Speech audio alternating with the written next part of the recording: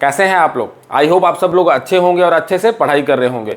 स्वागत है बच्चों मेरे YouTube channel organic chemistry by Aman Thakur.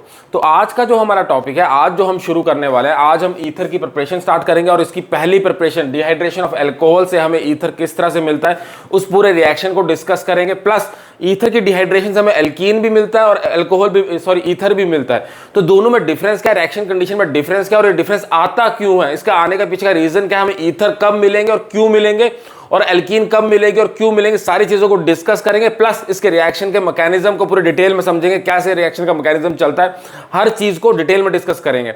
चलिए शुरू करते हैं आज के लेक्चर को।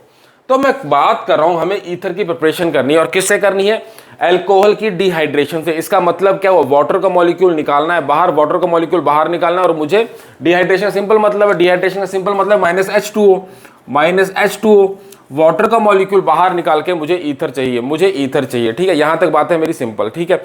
अब मैं बात करता हूं, जब मैं एक अल्कोहल ले रहा हूं, सपोज मैं इथेनॉल ले रहा हूं, इथेनॉल जब मैं ले रहा हूं, अगर मैं उसको H2SO4 की प्रेजेंस में रिएक्शन करवाऊं, H2SO4 एज ए एसिड की प्रेजेंस में रिएक्शन करवाऊं, यहां हम H2SO4 भी ले सकते हैं, H3PO4 भी ले सकते हैं, वो हमारी चॉइस है। H3PO4 भी ले सकते हैं, H2SO4 भी ले सकते हैं, कुछ भी। अगर मैं एक प्रोटिक एसिड ले रहा हूं, H3PO4 या H2SO4, तो क्या होता है, अगर उस रिएक्शन को मैं 180 डिग्री पे हीट करूं, अगर मैं 180 डिग्री पे हीट करूं तो मुझे मिलता है एल्कीन, और सेम रिएक्शन को अगर मैं कंडीशन सिर्फ 140 डिग्री पे लेके आ जाऊं, रिएक्शन टेम्परेचर लो रखूं 140 डिग्री पे रखूं, तो मुझे मिलता है डाईइथाइल ईथर।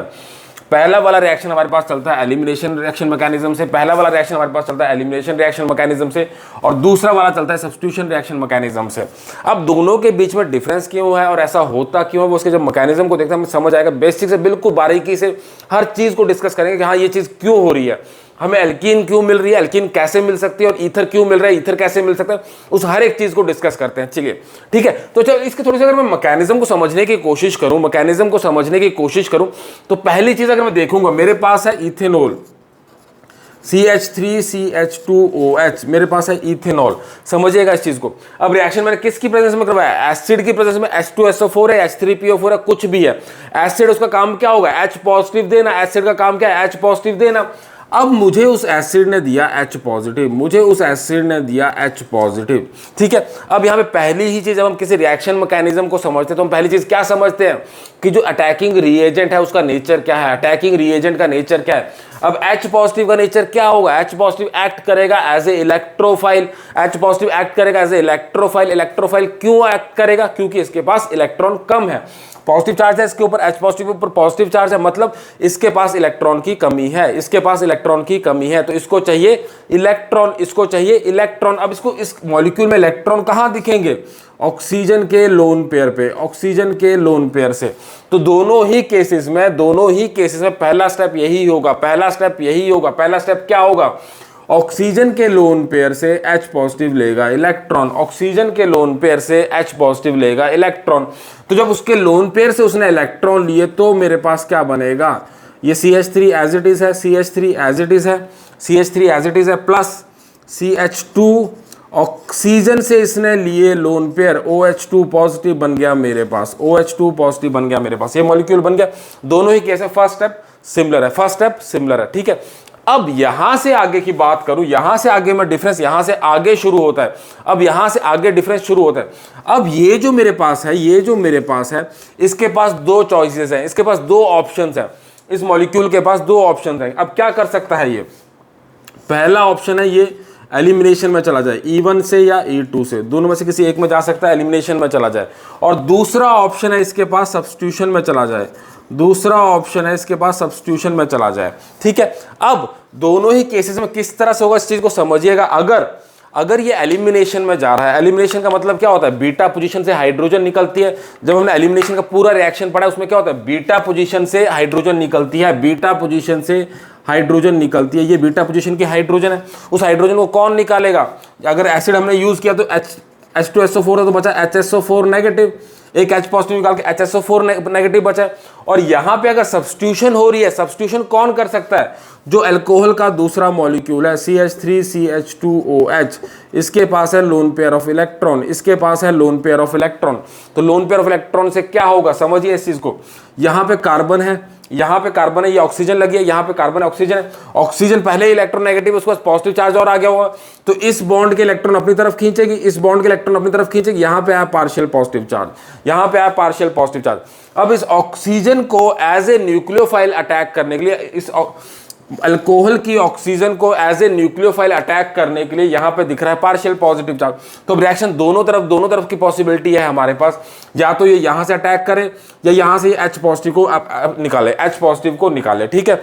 अब यहां पे चीजों को समझिएगा, थोड़ा सा एक चीज हम यहां पे समझेंगे, देखिए हर चीज को बेसिक से समझने की कोशिश करेंगे।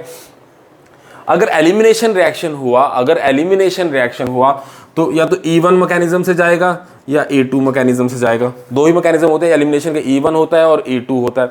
अगर न्यूक्लियोफिलिक सब्स्टिट्यूशन रिएक्शन है, वो भी है, SN1 से जा सकता है और SN2 से जा सकता है, दोनों पॉसिबिलिटी। SN1 से जा सकता है, SN2 से जा सकता है, ठीक है। अब यहाँ पे खास बात क्या है बच्चों, यहाँ पे सबसे खास बात ये है मेरे पास कि चाहे E1 है, E2 है, चाहे SN1 है, तीनों में एक कॉमन चीज है, तीनों के रिएक्शन के अंदर एक कॉमन चीज है कि उनके अंदर रिएक्टिविटी ऑर्डर जो होता है वो होता है टर्शरी, सेकेंडरी और प्राइमरी।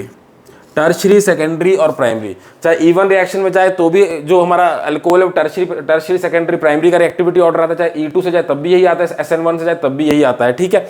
यहां तक बात क्लियर, ये चीजें। और SN2 की बात जो होती है, SN2 मेरे पास उसका रिएक्टिविटी आता है, ऑर्डर आता है प्राइमरी, सेकेंडरी और टर्शरी, प्राइमरी, सेकेंडरी और टर्शरी। यहां तक बात क्लियर, सिंपल है। यहाँ ये चीजें हमने डिस्कस कर चुके हैं। जब भी हम न्यूक्लियोफिलिक सब्स्टिट्यूशन रिएक्शन पढ़ी थी, हमने एलिमिनेशन रिएक्शन पढ़ी, तो उनमें पढ़ी थी ये चीजें कि E1 और E2 में दोनों में ही जो रिएक्टिविटी ऑर्डर है वो टर्शरी, सेकेंडरी और प्राइमरी, और SN2 के मैकेनिज्म में प्राइमरी, सेकेंडरी और टर्शरी। चाहे इनके रीजन अलग अलग है, E1 और E2 के अपने रीजन है। E1 और SN1 का अपना रीजन कार्बोकेटाइन की स्टेबिलिटी होता है, कार्बोकेटाइन की स्टेबिलिटी होता है। E2 में हमारे पास बीटा एलिमिनेशन और सेडजेफ रूल के हिसाब से, जो ब्रांचिंग के हिसाब से वो रूल उसके हिसाब से इसकी स्टेबिलिटी ऑर्डर आता है। पर एक चीज कॉमन है कि तीनों के तीनों रिएक्शन मैकेनिज्म के अंदर स्टेबिलिटी ऑर्डर जो है टर्शरी, सेकेंडरी, प्राइमरी आता है, ठीक है। अब मेरे पास है यहाँ पे, मेरे पास कौन सा अल्कोहल है, मेरे पास है यहाँ पे प्राइमरी अल्कोहल, मेरे पास है प्राइमरी अल्कोहल। तो पहली चीज तो यही होगी कि ये SN2 प्राइमरी अल्कोहल को फेवर कर रहा है, प्राइमरी अल्कोहल को फेवर कर रहा है, प्राइमरी अल्कोहल को फेवर कर रहा है। तो SN2 से तो SN1 से तो SN2 ही जाएगा, SN2 ही जाएगा, क्योंकि प्राइमरी अल्कोहल है तो SN2 ही जाएगा। ये बात तो क्लियर होगी, ठीक है। अब यहाँ पे भी टर्शरी, सेकेंडरी और प्राइमरी है, तो यहाँ पे भी मेरे को ये बात पता चल गई कि यहाँ पे जो प्राइमरी वाला अल्कोहल है वो प्रेफर हो रहा है, प्राइमरी वाला अल्कोहल जो है वो प्रेफर हो रहा है, तो SN2 मैकेनिज्म में ये प्रेफर करेगा इस चीज को। ये बात क्लियर होगी, ठीक है। अब दूसरी चीज इसमें समझिएगा कि जब भी एलिमिनेशन होनी है, कार्बन और हाइड्रोजन का बॉन्ड टूटना है, कार्बन और हाइड्रोजन का बॉन्ड टूटना है। इस बॉन्ड को तोड़ने के लिए एनर्जी चाहिए, इस बॉन्ड को तोड़ने के लिए एनर्जी चाहिए, इस बॉन्ड को तोड़ने के लिए एनर्जी चाहिए। चाहे वो E1 मैकेनिज्म में जाए, चाहे E2 मैकेनिज्म में जाए, CH बॉन्ड तो टूटना ही है, C और H का बॉन्ड, बीटा पोजीशन का हाइड्रोजन बॉन्ड कार्बन के साथ टूटना ही है। उस बॉन्ड को तोड़ने के लिए एनर्जी चाहिए हमें, उस बॉन्ड को तोड़ने के लिए एनर्जी चाहिए। अब चाहे वो E1 है चाहे E2 है, उस बॉन्ड को तोड़ने की एनर्जी चाहिए। ऊपर से ये मेरे पास प्राइमरी अल्कोहल है, ये अल्कोहल प्राइमरी अल्कोहल है, तो ऐसे ही ये कम रिएक्टिव है, तो अगर मुझे एलिमिनेशन रिएक्शन में जाना है और एल्कीन लेनी है, अगर मुझे एल्कीन लेनी है एलिमिनेशन रिएक्शन के अंदर, तो मुझे टेम्परेचर बढ़ाना पड़ेगा, रिएक्शन कंडीशन को, इस बॉन्ड को तोड़ने के लिए ज्यादा एनर्जी देनी पड़ेगी। तो इसीलिए यही रीजन है कि हायर टेम्परेचर पे ये बॉन्ड तोड़ने की एनर्जी मिल जाती है उसको और हमें एल्कीन मिलता है। यही रीजन है कि हायर टेम्परेचर में वो इस CH बॉन्ड को तोड़ने की एनर्जी हमें मिल जाती है और हमें अपना एल्कीन जो है वो मिलता है CH2। चाहे वो E1 से जाए चाहे E2 से जाए, वो हमें मैकेनिज्म में मिल जाता है, ठीक है। यहां तक बात क्लियर। तो अगर हमें एल्कीन चाहिए तो हमें टेम्परेचर बढ़ाना पड़ेगा, एल्कीन चाहिए तो इसलिए हमें टेम्परेचर ज्यादा चाहिए होता है, ठीक है। पर इस केस में हमारे पास अगर 140 डिग्री लेंगे तो ये बॉन्ड टूटेगा ही नहीं, प्राइमरी अल्कोहल का बॉन्ड टूटेगा ही नहीं, तो ये प्रेफर करेगा न्यूक्लियोफिलिक सब्स्टिट्यूशन रिएक्शन, कौन सी, SN2 मैकेनिज्म वाली, कौन सी प्रेफर करेगा, SN2 मैकेनिज्म से ये रिएक्शन इसलिए चलता है, SN2 मैकेनिज्म से ये रिएक्शन इसलिए चलता है। अब SN2 मैकेनिज्म में क्या होगा, single step reaction, single step reaction. SN2 reaction क्या होता है, सिंगल स्टेप रिएक्शन।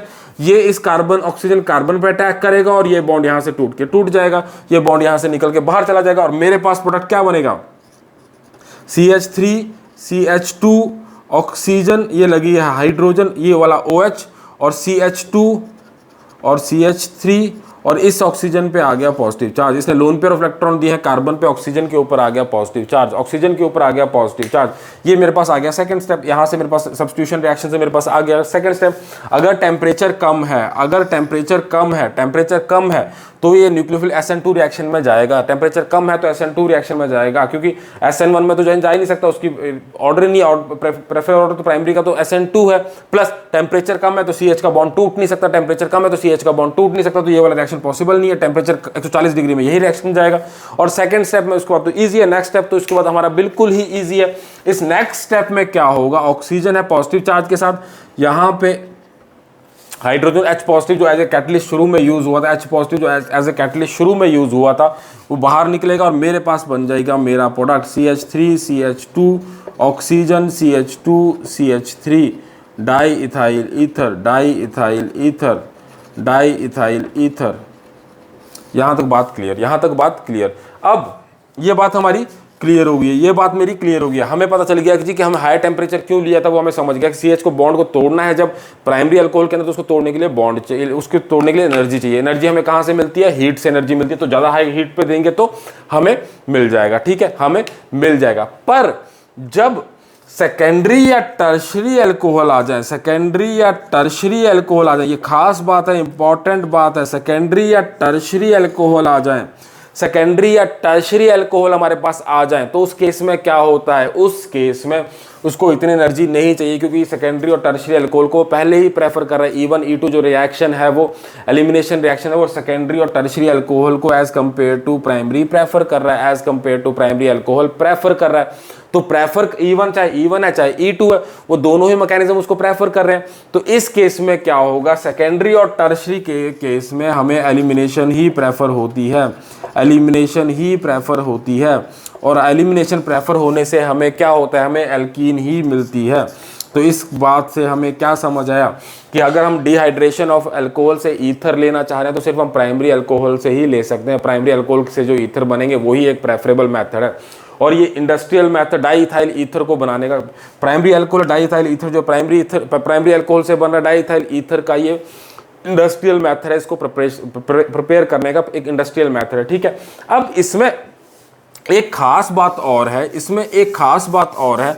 अब तक हमें ये चीज़ समझ आ चुकी है, हमें अब तक ये चीज़ समझ आ चुकी है कि जब प्राइमरी अल्कोहल बनाने हैं, जब प्राइमरी अल्कोहल से हमें ईथर बनाने हैं, प्राइमरी अल्कोहल से जब हमें ईथर बनाने हैं तभी हम इस मेथड को यूज़ करते हैं, क्योंकि सेकेंडरी और टर्शरी अल्कोहल की अगर हम डिहाइड्रेशन करवाएंगे तो हमें एल्कीन मिलती है। सेकेंडरी और टर्शरी अल्कोहल से हमें हमेशा याद रखना है, सेकेंडरी और टर्शरी जो अल्कोहल होंगे वो हमेशा एल्कीन देंगे। पहली बात खत्म, इसकी पहला इंपॉर्टेंट मुद्दा खत्म, इंपॉर्टेंट मुद्दा खत्म, पहला इंपॉर्टेंट मुद्दा खत्म हो गया। सेकेंडरी और टर्शरी अल्कोहल से हमें एल्कीन ही मिलेंगे, वो एलिमिनेशन रिएक्शन को ही प्रेफर करेंगे, क्योंकि उनका रिएक्टिविटी ऑर्डर ज़्यादा होता है, रिएक्टिविटी ऑर्डर ज़्यादा होता है। रिएक्टिविटी ऑर्डर ज़्यादा होने की वजह से इस CH के बॉन्ड को तोड़ने के लिए इतनी एनर्जी नहीं चाहिए, CH के बॉन्ड को तोड़ने के लिए इतनी एनर्जी नहीं चाहिए। तो ये बात हमारी क्लियर होगी। सेकेंडरी और टर्शरी अल्कोहल हमें देंगे एल्कीन, वो सब्स्टिट्यूशन रिएक्शन से सुपरसीड कर जाते हैं, एलिमिनेशन रिएक्शन सुपरसीड कर जाते हैं सब्स्टिट्यूशन रिएक्शन। दूसरी चीज इसमें खास बात ये है, इसकी जो लिमिटेशन ही, दूसरी लिमिटेशन इसकी ये है कि हमें सिर्फ सिमेट्रिकल ईथर मिल सकते हैं, सिमेट्रिकल ईथर ही हमें मिलेंगे,